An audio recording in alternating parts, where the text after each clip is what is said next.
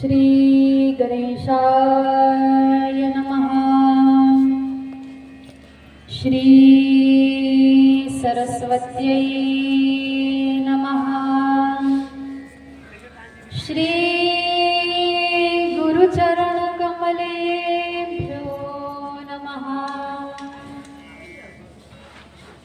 गजाननं भूतगणादिसेवितं कपित्थजम्बूफलचारुभक्षणम् उमासुतं शोकविनाशकारकं नमामि विघ्नेश्वरपादपङ्कजं।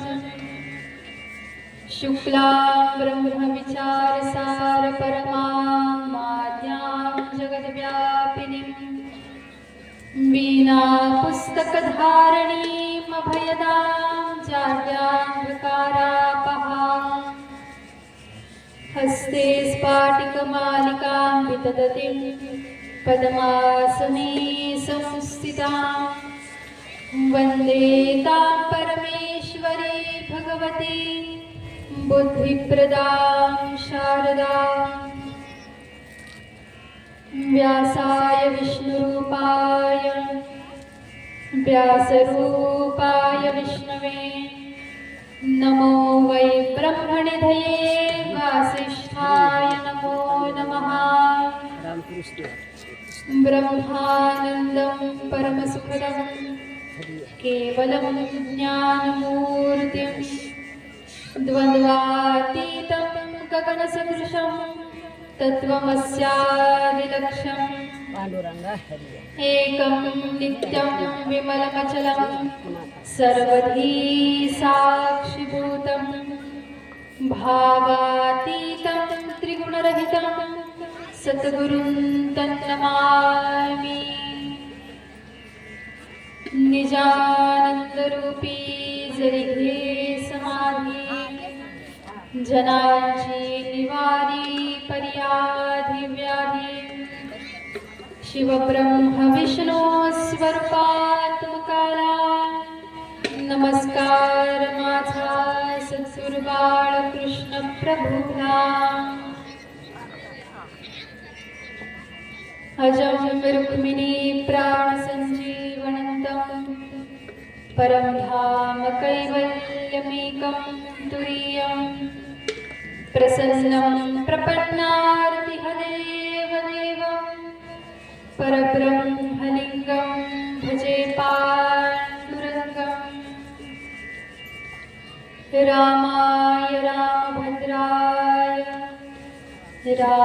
रामचन्द्राय वेधसे रघुनाथाय नाथाय सीतायाः पतये नमः। कस्तूरीतिलकं ललाटपटले वक्षस्थले कौस्तुभं नासाग्रे वरमौक्तिकं करतले वेणुं करे कङ्कणं सर्वाङ्गे हरिचन्दनं सुललितं कण्ठे च मुक्तावली गोपस्त्रीपरिवेष्टितो विजयते गोपालचूडामणि।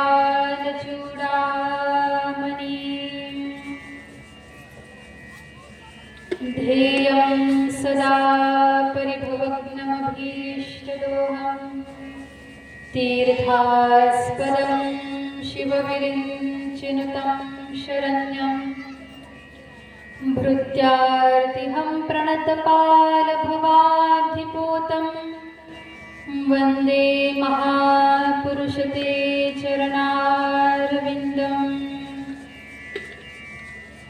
सर्वमङ्गलमाङ्गल्ये शिवे सर्वार्थसाधिके शरण्ये त्र्यम्बके गौरी नारायणी नमोस्तुते।